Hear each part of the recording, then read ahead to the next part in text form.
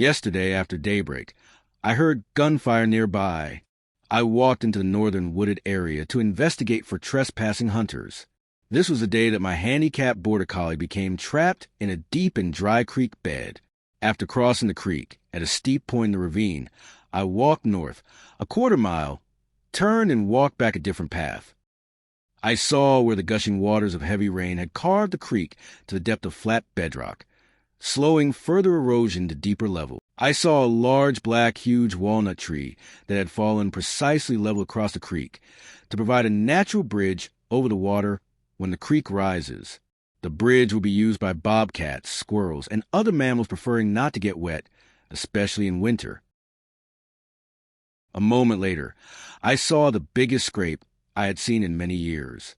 Buck deer prefer to scrape the velvet from their antlers against the pine trees, the pines I planted, and the saplings that spring from their seed. Pine trees are not native to this vicinity. The bigger the tree the buck chooses to scrape, the bigger the buck and the bigger his antlers. This scrape was accomplished by a huge buck. Then I came upon a white oak tree that sported a memory I had long forgotten.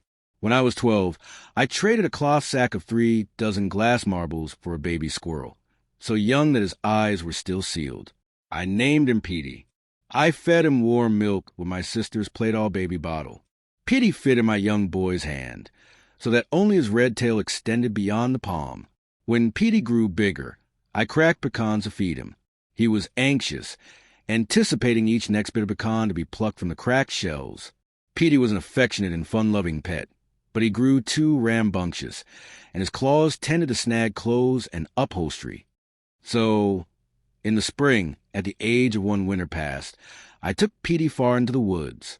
I placed an old 10-gallon can in the fork of that white oak tree, stuffed Petey's familiar baby blanket into the long tin cylinder, placed Petey inside, jumped down, and quickly ran back home.